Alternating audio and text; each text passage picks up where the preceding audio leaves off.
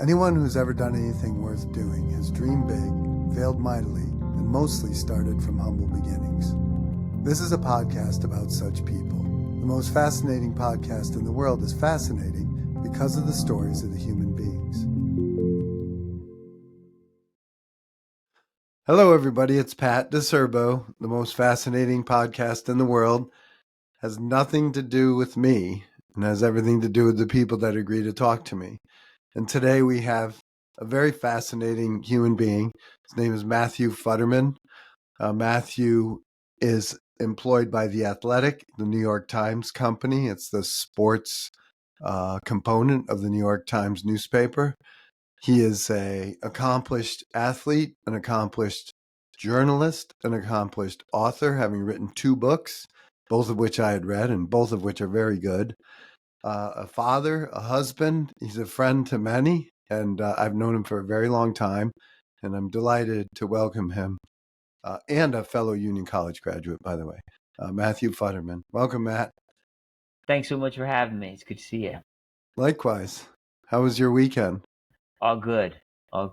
Yeah. You mentioned paddle tennis. Some people kid about paddle tennis, but it's a real sport, isn't it? It is a real sport. You know, I guess my best description of it is, it doubles on a small court inside a cage.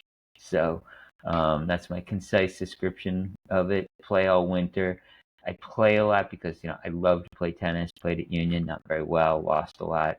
But I love to play tennis, but I really hate playing tennis indoors.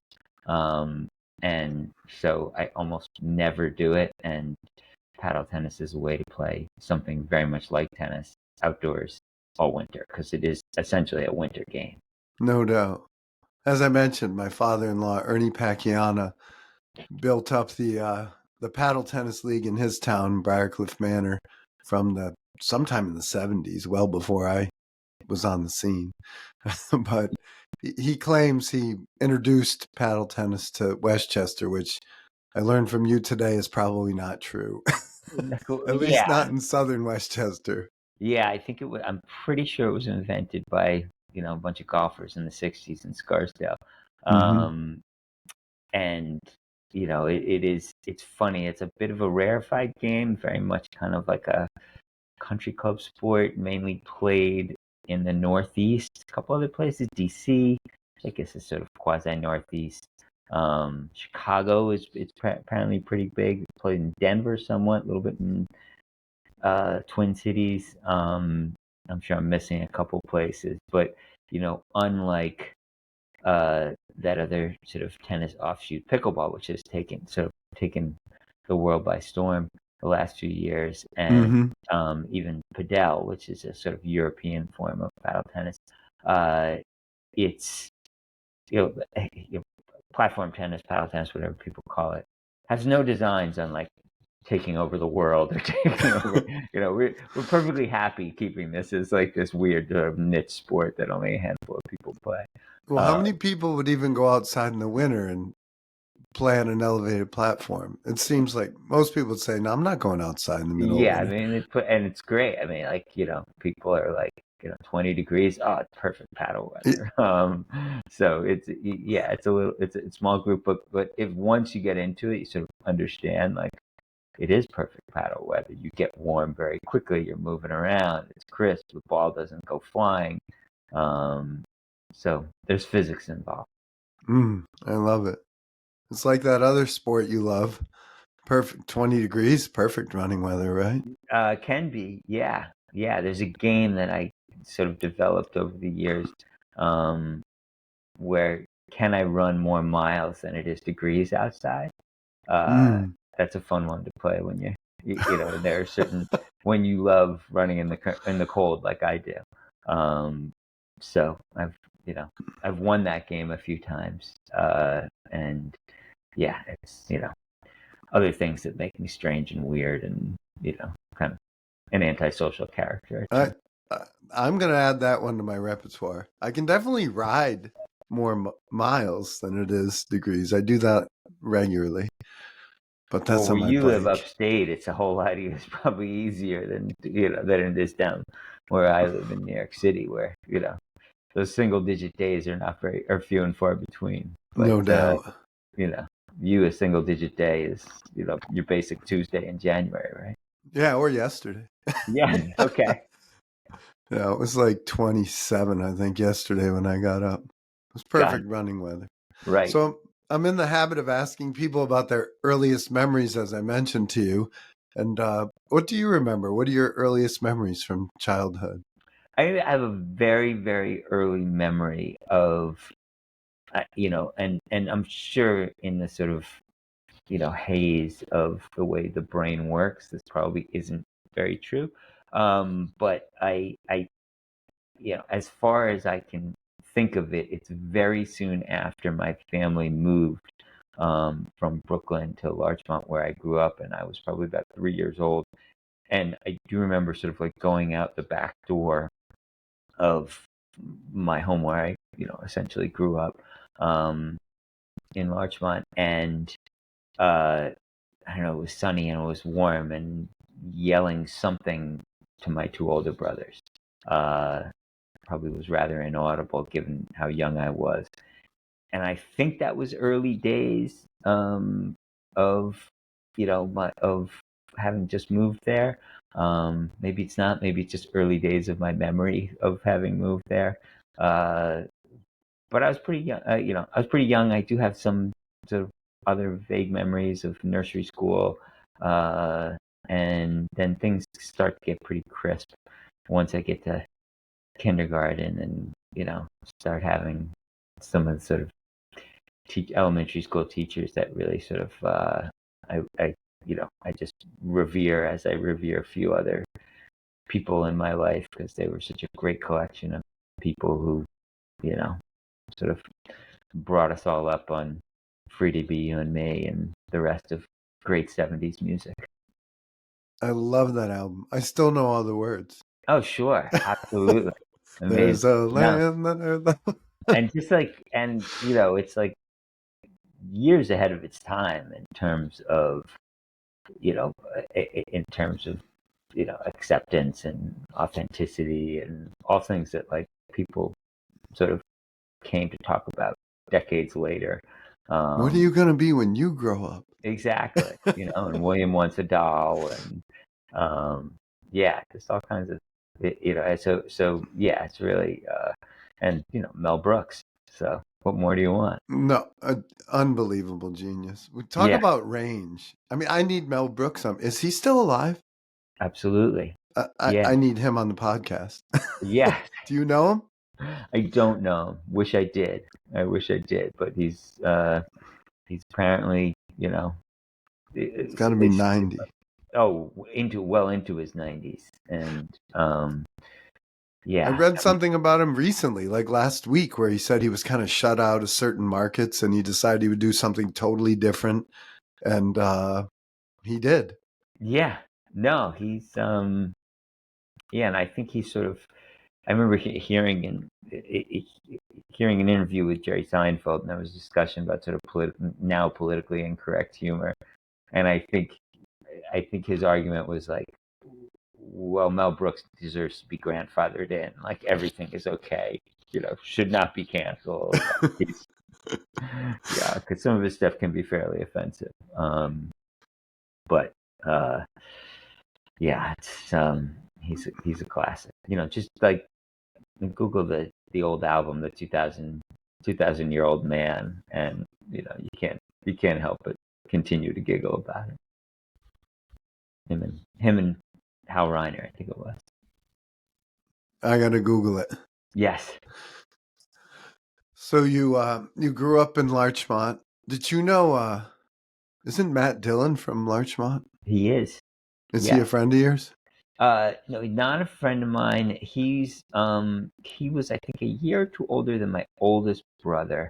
Okay. Um, I was sort of friendly-ish with the younger with the younger siblings. Uh, yeah, I mean there was Kevin and Timmy, um, and then there was Katie, and I think there's another brother named Paul who might be older than Matt. Um, but yeah, they were an interesting family, and pretty nice, pretty nice people. And I think it's so. I mean, I was a big fan of Entourage when it was on, and you know, if you grew up in Larchmont, you sort of knew the backstory, which was that Kevin Dillon was the less successful younger brother of someone quite famous, and that's the role he was playing on Entourage, and so it was kind of hysterical to see that playing out. But yeah, but yes, they did grow up in that town. Also, who else? David O. Russell, filmmaker, and then, well, he was then Ray O'Keefe, but Michael O'Keefe, who went on to play Danny Noonan in Caddyshack, and also had a pretty, well, you know, illustrious film and acting career. So there was an incredible arts department in the town and in the high school, and that's what sort of raised a lot of artists, including my brother Danny, who was twice nominated uh, for Best Original Screenplay. So it really sort of encouraged and cultivated lots of creativity. What were your brother's movies? So the ones that he was nominated for were Capote, which he wrote, and starring Philip Seymour Hoffman, and then Foxcatcher, which he was a co-writer on that, both directed by another person who who we grew up with, named Bennett Miller.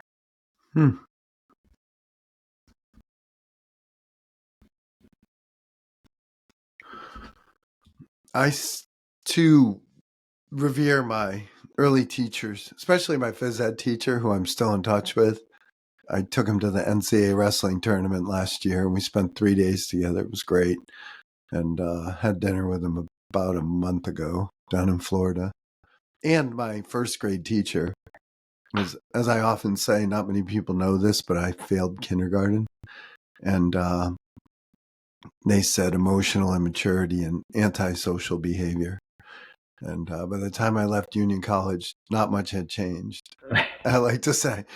But my first grade teacher was great. She knew how to handle us. I mean, I don't know how she did it. There were 30 kids in our class. And Yeah, it's just a she was gift that amazing. these people have, and I didn't. I spent a year teaching at the University of Arkansas, and I was pretty bad at it, and I wasn't very into it. And sort of, I realized then how just how hard it was, and how much, that the true gift was really just, you know, caring in a great way about these people, and that, like, in the same way that, like, writers make books, and bankers make money, and lawyers make arguments, that, like, teachers make people, and that's like their thing and their product, and that's what gets them out of bed in the morning. And it's such a gift. I mean, and I can rattle off all my elementary school teachers, and then a host of teachers that I had, and mainly high school. Middle school was kind of a dark time for me, but those are my years of antisocial behavior. But I think a lot of people go through that. So yeah, I mean, those are sort of like incredibly formative years, and just the public schools in the town I grew up with were just sort of magical places, and continue to be. And I just sort of, like, can't impress upon the world how important that is, and what a difference that can make, in people's lives, if they just have access to really, in some ways, like, sometimes all it takes is just, like, one teacher to sort of see you for who you are, and tell you, like, you can really be something, and that who you are is great, who you are is okay. And you hear that story sort of over and over again, from people who didn't necessarily have, like, the smoothest ride through their childhood. And I have a middle daughter who sort of has done a lot of teaching, and is not sure whether that's what she's going into, but like, sort of seeing her work with elementary school kids, and like she develops these relationships with them, and you think like, it's possible that in 20 years people will be talking about like, I had this assistant teacher when I was in third grade and really made a difference for me. And I think like, there's nothing I will ever do that will sort of match that sort of achievement if that comes to pass for her. That's really cool. It's funny. I've had my wrestling coach, as I mentioned. If not for him, I'd probably be in prison. And then other people, but there was this kid, Mike Civic, and Mike was 6 or 8 years older than I was and am, and he could throw a fastball 95 miles an hour in high school. So when I was in, say, 6th grade, he was a senior in high school, and he ran this program with these two folks from our town, a husband and wife team, called Summer Recreation. And he was like their assistant. And one time I rode my bicycle through the school, like through the front entrance of the school out the back entrance. And he saw me do it, and he took me aside and he said, you can't do that. And I said, why is that? He said, because you see these kids in first and second and third grade. And I said, yeah. He said, they look up to you. And if you ride your bike through school, it's sending them the message that they can just not follow the rules. And it was, I didn't see myself, I saw myself as a wreck, who would follow me? And, but that made a huge impression on me just as a small kid. It took it's still sinking in at this point. It took a while, but Right. it gave me some self-awareness, like more than I had as a 6th grader. And that's sort of a cousin to what you're saying. Like, you just never know when that one sentence and that overarching care, I guess, is going to reach someone and make a huge difference in their lives. Right. So you went to grade school in Larchmont, high school in Larchmont. Well, Were you an technically athlete? Mamaroneck High Oh, School. forgive me. Yes. Got it. Yes. Well, town of Mamaroneck, Larchmont's a village in the town of Mamaroneck, but yeah, that's really boring details. Right on the water. I like it there. Yeah, it's beautiful. Yeah, perfect place to grow up. So were you an athlete in high school? Did you do high school sports? Did you play tennis in high school? I had the misfortune of going to the state champion high school tennis. Basically just about the best public high school tennis team in the state. So I wasn't good enough to make my high school tennis team. We just had so many good, like most of the team.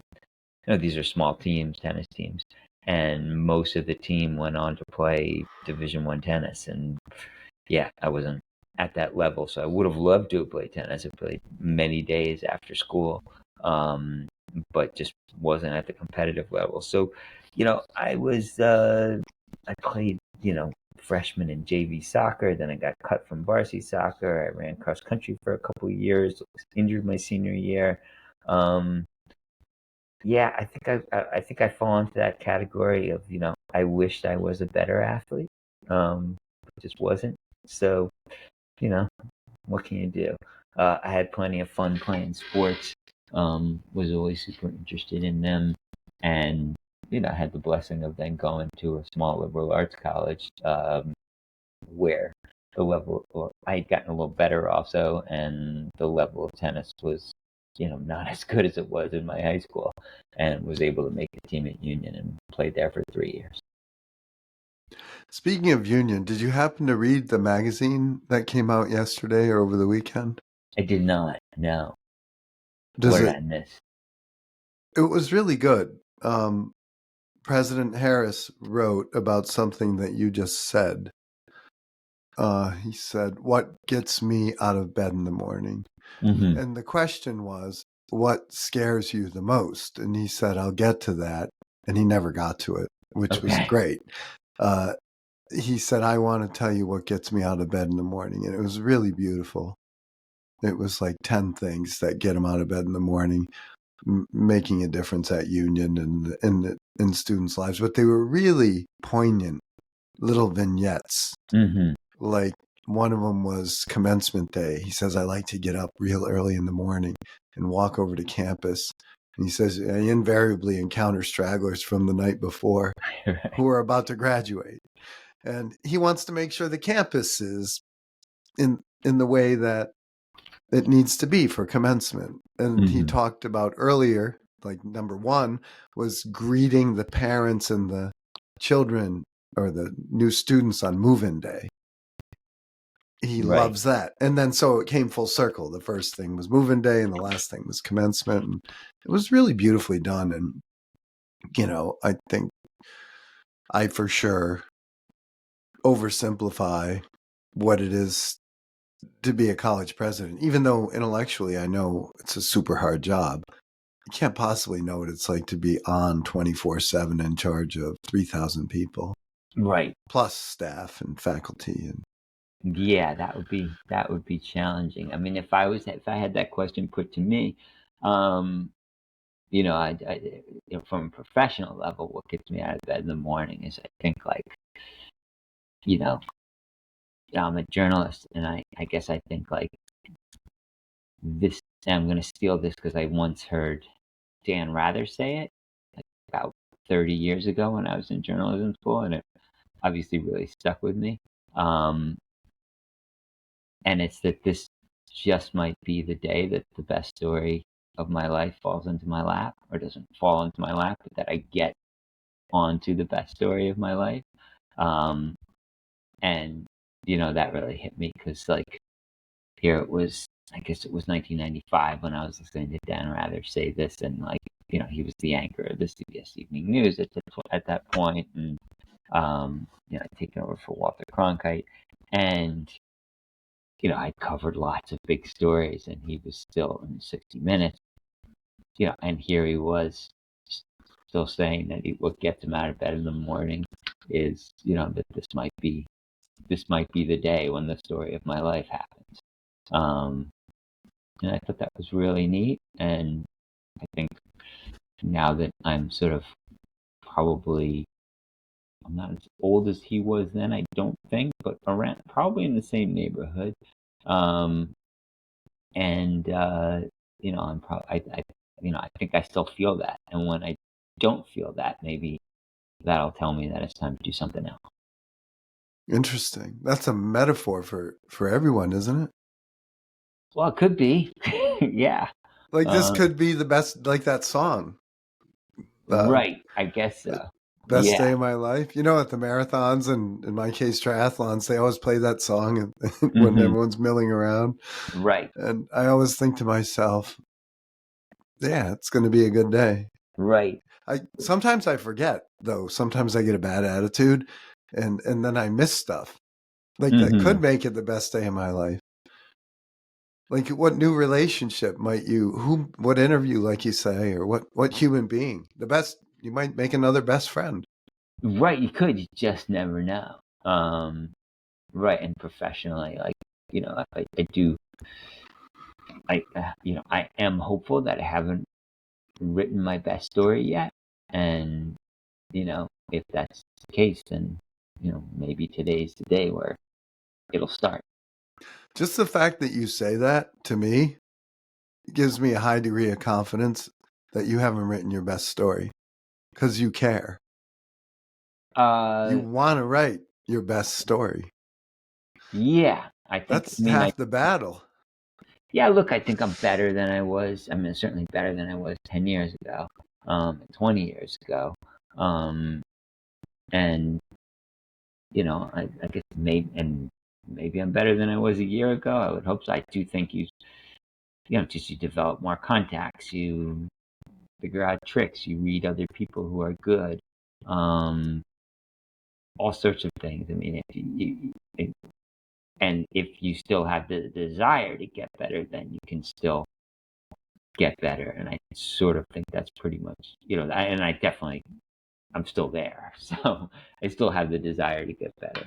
Um, and also getting more. It's both a combination of both getting better and also getting more familiar with sort of and accepting and understanding of like exactly who you are and like what you're good at, and um not trying to be not trying to like do things that don't come naturally to you. I was just reading the other day, something that a young woman wrote about the Monte Carlo Masters tennis tournament, which had happened, finished a week ago, and it was just like really beautiful and like very descriptive, and all of these things that like, I just don't write like that, and I write fine. I think I'm a good writer, um, but when I get sort of like sometimes when I'm trying too hard and overly descriptive, I think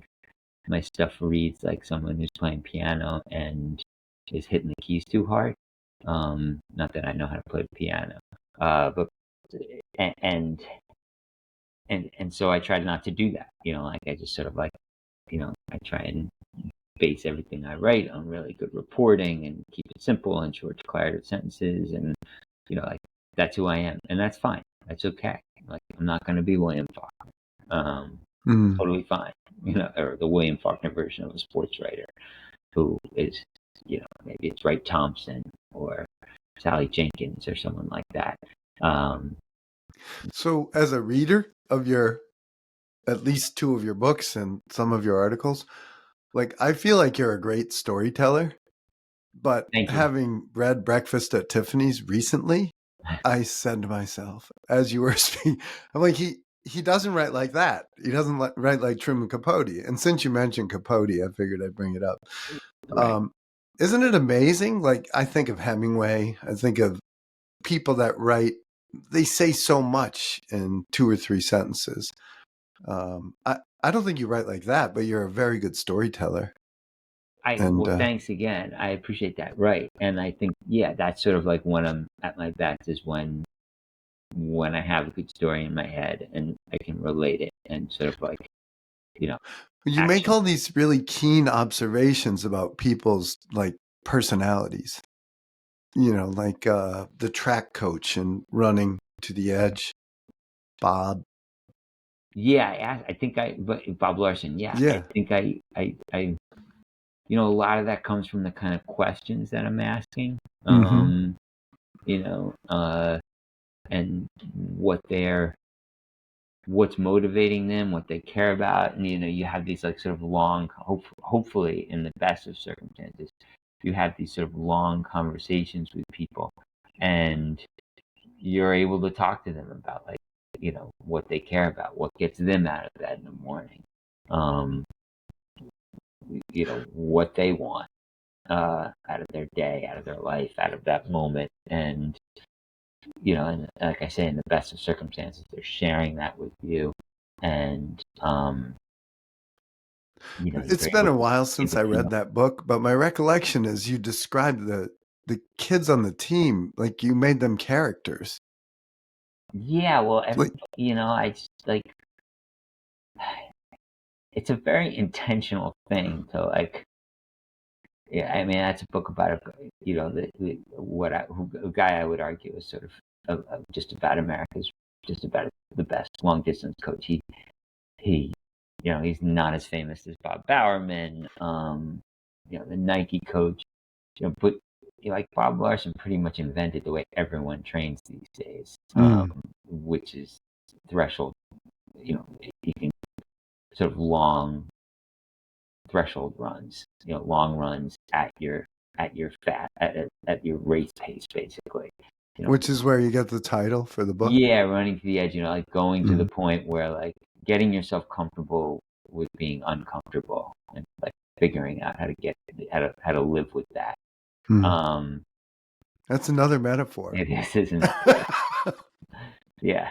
Endurance athletes can feel it can think in those terms. Not everybody can, but so yeah, I mean that, and then, but how he got to that point was he had these sort of lab rats in San Diego in the 1970s, and we trained him that way. And after sort of testing this theory over for years and years, and they came out of nowhere to win the national high school, not high school, the national. Junior college? No, it just Was it? total. At the time, like this was early '70s, so there was no New York Marathon, no five-borough New York Marathon. That was 6 laps around Central Park. There was a Boston Marathon. That was it. This was the biggest distance competition outside of the Boston Marathon. It was the National Cross Country Championships. It was sort of like club runners, back at a time where you know, distance running was very sort of fringe and kind of, I think my friend Rich Roll said like once described it as punk rock, as very punk rock, and it kind of was, and so yeah, it was like I said, it was a very sort of intentional thing that you had these guys who were these characters coming along and becoming distance runners, and they were all doing it for a reason, and it was all sort of like where they felt the most like themselves, and that was very meaningful to me because in a lot of ways, like I've had those moments where like I'm running and that is where I feel like the most like myself. I feel like the sports in general, and obviously you write about different sports, but like I feel like as people, humans, it's been my observation, it's my theory that everyone just wants to matter, and they're trying to matter in their own way. Whether it's if I color my hair blue or I play tennis at the highest level I can, or whether I'm a runner or who knows what. And I feel like you did a great job in the book, even though it's been 10 years since I read it, of describing why these kids wanted to matter. Yeah, I think there's a lot to that. And it made them why they wanted to matter, but also like what made them feel like they could matter. Like they didn't necessarily grow up with tons of money or tons of attention. It's funny. Like I wrote a story a few years ago about some people who have a very popular tennis podcast about tennis, and they're these three British people, and they they're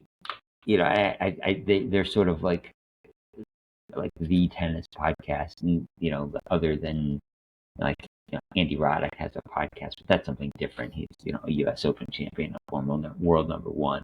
So these are just people who do this thing, and they're kind of the way the sport talks to itself in some ways, or part of the sport talks to itself in the same way that like if you're a golfer, like the No Laying Up podcast. And I wrote a story about them, and it came out, and and one of the people in the story, she said to me that like they were on the homepage of the New York Times, and there was a big spread about them. And she said, I don't know if it was some member of her family said to her like, "What in the world did you do to deserve to be on the homepage of the New York Times?" And I sort of, when she told me that story, I sort of glibly and jokingly said to her like, "Wow, you are so not Jewish."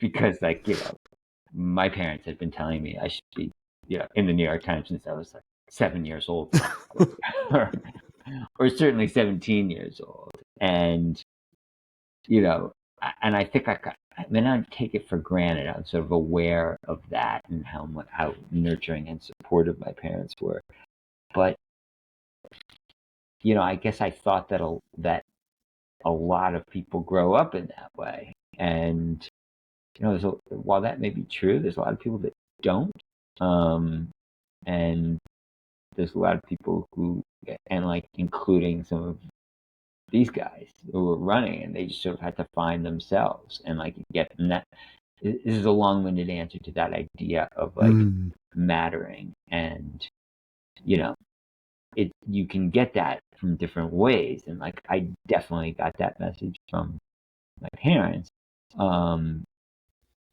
and from some teachers too. But I grew up in a very sort of a pretty rarefied environment in the suburbs of New York.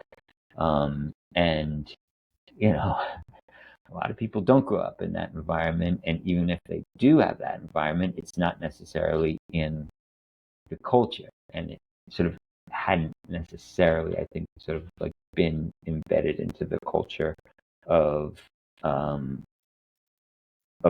this person who I'm telling the story about necessarily. Like I said, she certainly hadn't gotten that message that, and I would argue that, like, it's a great privilege and a great benefit if you do grow up that way. And, I'd encourage anybody who is raising children to give them that message no matter what they're doing. Amen. It's a good reminder. But in the book, I felt like you did a great job describing how Bob Larson provided the structure that some of the athletes didn't have, like at home, Exactly. for instance. Yeah. And like, come here, do this thing. This will give you purpose. This is family. And like, this is your family. This is good. And you are good. And Mm-hmm. you're worthy and you're great and you matter. And look what we can do together. Right? Amen. So, yeah. So, and like, who doesn't love being a part of a team that does really good things, or even just being a part of a team that supports each other and tries to do something? To me, that's it. Because you made a mention a while ago, which the Buddhists call it the comparing mind, where you said, I wish I had been a better athlete, or maybe I wish I had been a better athlete. But I'm around a lot of really high-performing athletes, mostly wrestlers, on a regular basis. And I know you're every day probably in contact with some of the best athletes in the world. But like, I happen to work with one that was the winningest wrestler in high school history in America when he graduated high school. Like 235 wins and 5 losses. And then he's a good friend, and he ended up going to UPenn. And I told him, if you ever want a job, please call me, because I think you'll be a winner no matter what you do. He was super humble. And so we stayed in touch all through college, and he ended up graduating and went to work for an investment bank. And one time we were having breakfast, and he said, if only, if only, if only. And I said, well, if only what? Like, if you had made the Olympics but not placed, would you be good enough then? Or what if you got a gold medal and then you made the world team the next year and you didn't place? Would that have been enough? And so there's no end to what we can do to one another, or to ourselves, I should say. Right. When we talk about those kinds of things. But to try, like you say, to go for it, to me, that's the fun of it. Yeah. No, I don't think my life would have been all that different. I just think winning is more fun than losing, and I lost a lot. And so, like, that's that's all. Like, just, there are things that you love to do, and it's fun to be good at the things you love to do. So that's sort of like where I get at. I mean, I'm good, 55 years old, and, run Well, you're happy. 33 marathons, and like, I'm all right. I'm good. I still get frustrated that, like, my serve isn't better, but, not that frustrated. Every day I'm, on a tennis court is a great day, just by definition. So. But you're I don't know, when you're around other people, like, I feel like you're other directed. We're all sort of self-absorbed, but like you've said many, many times in my presence about helping other people, like being other directed. And I get the feeling that you get a deep reward from doing that. Like you mentioned, we've had lunch and breakfast and this and that. And I feel like that's a big reward for you as well. Yeah, I mean, even though your serve is important. Yes, right. No, and I'm a writer, so in some sense I am, like, very much an individual sport, and but I am very aware of, that I got where I did because there were people who, reached down and lifted me up and taught me things, and I would, no, I don't have any illusions that after I'm gone that, like, anybody's gonna probably be reading anything I wrote. Like maybe they will. I don't know. But it would be really nice if if the one thing I think I think I'd have better chance at is if you know someone says, yeah, I was young and starting out, and like he was really nice to me and showed me some things and did me and helped me out. And so yeah, I do get a lot of pleasure from that because I'm fully aware that like I know the people who did that for me and how I think of them, and I'd like to be thought of that way. I think there's a pretty good chance Hopefully. based on my observations. Hope. So when you got the bug to write Running to the Edge, like, do you remember about when that happened? Like, did you always want to write a book, or about when did you decide I'm going to do it, commit to Yeah, it? I definitely always want to write a book. That was my second book. So Players was first? Players was first. Oh, Yeah, forgive me, I I was forgot. working at the Wall Street Journal, and was one of the sort of more respected people writing, in addition to just writing about sports in general, writing about the business side of sports. And I got a call from an editor at Simon and Schuster who wanted me to write a book about wanted someone to write a book about right, basically a biography of the company IMG, which is the big sort of sports and entertainment conglomerate, and really sort of the created by Mark McCormick, who was the sort of creator of the modern sports business.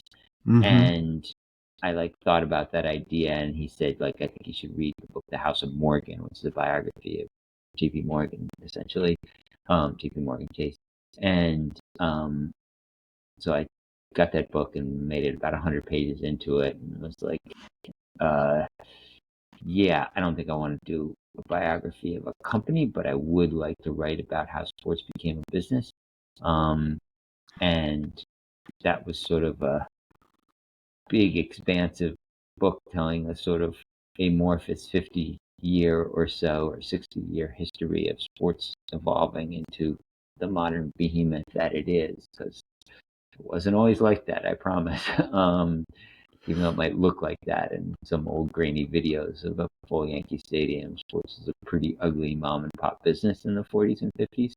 And then it completely sort of started to change in the 60s, thanks in large part to Mark McCormick. And so I wrote that book, but once I was done with that book, I did not want to write another big, expansive book. I wanted to find a small, great story, and I sort of happened into some people who knew Bob Larson and this story of this group called the Humboldt Toads. And I was really attracted to that, like I said, of this sort of scrappy group of misfits who, did this big thing. And then also, how Bob went on to be the Olympic long distance coach and sort of was there at the sort of rise, fall, and re-rise of American long distance running. And so that Most notably, recently with Meb.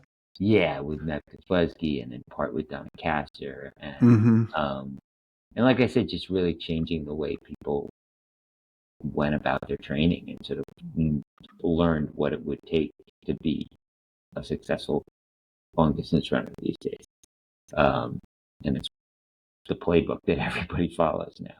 So yeah, so that was a much smaller story and a much easier story to handle. Of course, having done that, I've now got myself involved in another big, expansive story, which is a story about life in modern pro tennis.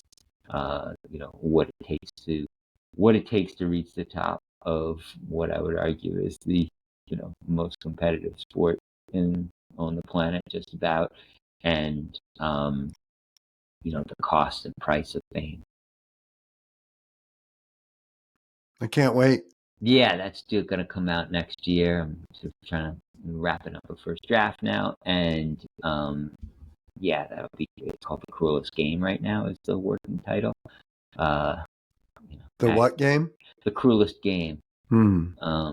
Agony, ecstasy, and near-death experiences in modern tennis.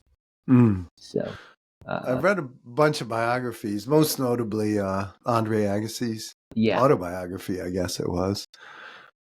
I thought that was outstanding. yeah, that's probably just, I mean, for my money, just about the best sports book ever written, and I would say one of the great books ever ever written. Incredibly raw and meaningful, and touches on a lot of the themes that I'm touching on. That book is getting on 20 years old.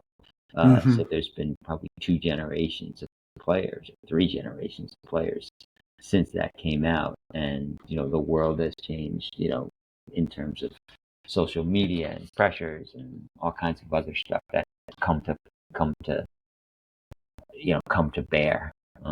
Tennis world's a lot bigger place than it was when Andre Agassi was growing up in it, and even for him, it was a lot bigger place than it was when John McEnroe was growing up in it. Mm-hmm. So, it continues to evolve and grow and change. And yeah, that's what I'm trying to get at. Also, this very interesting moment in tennis where you have, um, these lions of the last 15 years who are sort of closing out their careers. There's Mm-hmm. one of them still standing, Mm-hmm. in Novak Djokovic, and they're sort of giving in, and they've sort of given way to the next generation that is sort of scrambling to figure out what I would call, I guess, like the secret codes that those guys figured out better than everybody else, and that would be Novak Djokovic, Roger Federer, Rafael Nadal, and Serena Williams. Mm-hmm.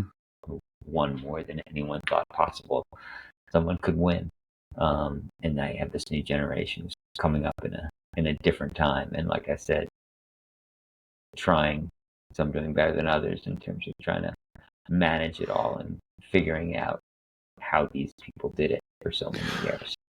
It's just amazing to me that Rafa and Federer and Djokovic won as many as they did because they all had the other two to deal with all the time. It's just maybe that's why they won as many as they did. I don't know. Do you write about that? Somewhat, yeah. I mean, I think they won as many as they did in part, and they will say this, that because they pushed each other, Mm-hmm. because they had the good fortune of playing at the same time as another person who was the greatest ever, and who lasted for a long time. And so there was always that constant need to get Mm-hmm. better. You talk about reasons to get out of bed in the morning. Mm-hmm. I think they had a different reason than a lot of people have had before them. They really, if they were going to stay where they wanted to stay, they had to keep getting better. They had to keep improving because the bar that they had to surpass was so high. So you've, by any measure, done a lot in your career, and like as a journalist, I don't know, is author the same career or is that a separate career when you think about it as a writer? Oh, I think writing is writing. Yeah, I think it's largely the same. It's different. It's a different sort of part of my brain that I get to exercise, and work at. Um, but you know, uh, like I say, good writing is good writing, no matter how and where it exists or what form it takes. So yeah, I'd say it's basically the same career. So by any measure, at least to my way of thinking, by any measure, you've been super successful and been really industrious. Are you the kind of person that thinks in terms of like retiring someday, or will you work as long as possible? Like, how do you view the future, at least professionally? I mean, let's pretend it's a world where hopefully I live a long life, or have some more years left, and I, I, I you know, I get that great benefit of being able to decide what I'd like to do, because sadly you get to a certain age and we all have friends who haven't had that opportunity. So if I am so lucky to have that have some years left, um, then I would really, really, really like to retire. Actually, I tell everybody this, that like I'm gonna go away and you're never gonna see my name in print again. Um, and it's not gonna and it's not gonna, if I can manage it, it's not gonna I'm not gonna wait that long for it either, because uh, I feel that way for a couple reasons. I guess I feel like I will get to the point where I'll sort of I'll have had my say, and um and I'll be just ready to do something else, and not be getting out of bed and just looking for the next story. Now I say just, I shouldn't say just.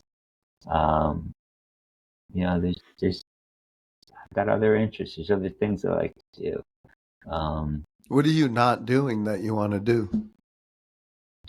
I'd like to be a better gardener, you know. Um, and I just, the things like I don't have as much time to dedicate to. I'd like to read more, honestly. There's just like not enough hours in a day to read as much as I'd like to. I'd like to, there's just, I'd like to not live with the pressure of a deadline all the time. At some point, I love it now. I'm not complaining about it now. Um, I'm on the road a good, I don't know, at least 3 months a year these days, and so a lot of those times are spent alone, away from people uh, that I care about most. So, I'll do a very simple mathematics, problem that I learned from those great teachers in elementary school. If I'm on the road 3 months a year, that's every 4 years. That's a year I haven't spent with my wife, right? Like, if I have a finite amount of years left, how many more years do I want to go through spending 25% of my time, away from immediate family? Um, those are things I think about. Uh, Interesting questions. yeah, It's kind of back to what I was saying about my friend. I'd like to ski more. I'd like to sell Okay. more. Like, things like that. Sort of simple things like that. Mm-hmm. And how long am I going to be able to ski, right? Um, so so those things. And I also really don't want to be. I don't want to be the guy in the press room that everyone's wondering, like, why is he still doing this? Right. Doesn't he have something else to do? Like, yeah. And just like, also, like, give away, right?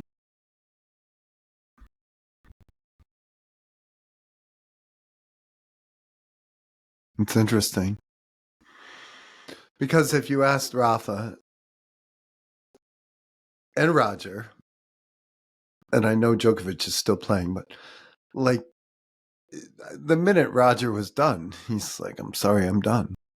Oh, yeah. I mean, Andy Murray said last year in his retirement speech that there is, I mean, it said I think, I'm going to get the wording slightly wrong, but he's like, there is nothing about being a tennis player that I won't miss. Mm-hmm. And of course, that's not true. There are things he will miss. But the idea that he could think in those terms, yeah, but it's a totally different thing. I mean, these guys are in their late 30s, and even they have lasted long, and I think they have the sense that, like, they've already done the big thing in their life, and they have to come to terms with that. And it's entirely possible that I've done whatever big thing there is I've done in my life. Very, lowercase b, lowercase t, one big thing. But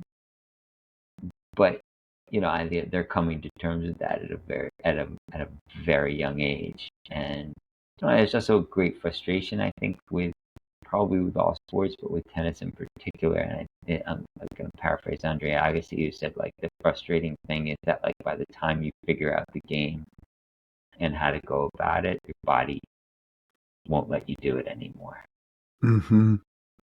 and I think that's in the book. And yeah, so I think that's difficult. And like I said, but being a great tennis player is different than having a writing career. It's also personal. I mean, you did what you didn't, and you didn't do what you didn't do, and that's it. Yeah, right. Yeah, it's fine. So, but yeah, so I do. But getting back to your earlier question, like, yeah, I think I would like to retire, and I think I'm going to be a really good retired person. Mm-hmm. But largely because I think for you know I'm into my fourth decade of this now, but largely because like I had to, I was able to do something that I love professionally, um, and and that's been very meaningful, and fully aware that a lot of people don't get to do that. So, it's been a great run, and if it, I'd like it to continue for a bit longer. If it were to end tomorrow, I, you know, would hope that my overwhelming sense would be like of gratitude, because it's come at a time of shrinking jobs in the journalism world, and you know I've had some of the very best ones, and so it's been a really good fortune. That's great. Wonderful to be able to say. And Yeah, isn't it? mm-hmm. Yeah, I mean, yeah, like yeah, I'm amazed that I've been able to do this, and that I'm able to continue to do this, and that I still get a lot of energy and satisfaction out of it.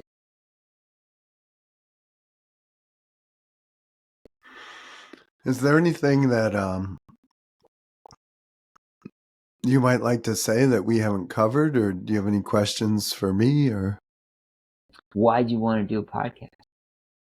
with you, or in general? Just in general. I have roughly 17,750 people in my database. And I have personally met with every one of those people. And by and large, they're striving for something. They're pursuing something. And mostly it's in a business context, but they all are, in my view, fascinating people, hence the name of the podcast. And I just got to this point where I was listening to other people's podcasts, and I have no illusions, Matt, that I'm going to be famous or anything like that. Nor do I want to be, really. But I wanted the stories of the people that I know personally and through business to be told. And it's not even a dent. It's a small minority of the folks that I know. I think I've done 50 or 60 at this point. Maybe not even that many, but my game plan is to do 4 a month for as long as possible.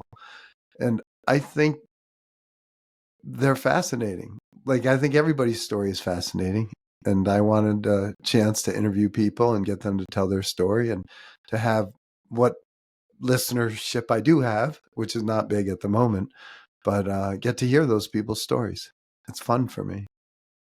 And I think it's flattering for people to tell their story. Yeah, it is. I mean, I was sort of amazed when you reached out to me and asked me to tell to tell my story. Um, It's a great story. Well, I appreciate you saying that. Yeah. And we didn't even scratch the surface. We haven't talked about all the travel abroad and the covering tennis for the Olympics. And we might have to do a Matt Futterman #2. Oh, I think your listenership would drop, drop significantly if you made that decision. No, but this is great. But I think it's fascinating. It's great to listen to. And you're very matter of fact about it, but that's because it's your life. I guess so. You Yeah. just did it. Right. Right. Right. Matter of fact, but with eyes wide open of you know the good for the luck that's come with it. You use the word gratitude for sure, but you're also a grinder. You've done a lot of work. Yeah, no, I definitely have, and yeah, and like I say, I'm still grinding, and when I don't want to grind anymore, I'm gonna stop. And that's a great line. Well, thank you so much for your time and your friendship over the years. And I look forward to reading your next book. Yeah, well, thanks so much for your support and your friendship and all those things, and good luck with this. It's really generous of you to be doing this, and yeah, I think it's great and good for you for following your passion. Thank you so much. I'll talk to you soon. Talk soon. Bye, Matt. Bye-bye. If you enjoy the most fascinating podcast in the world, please follow on Spotify, subscribe on YouTube, and follow on Apple Podcast.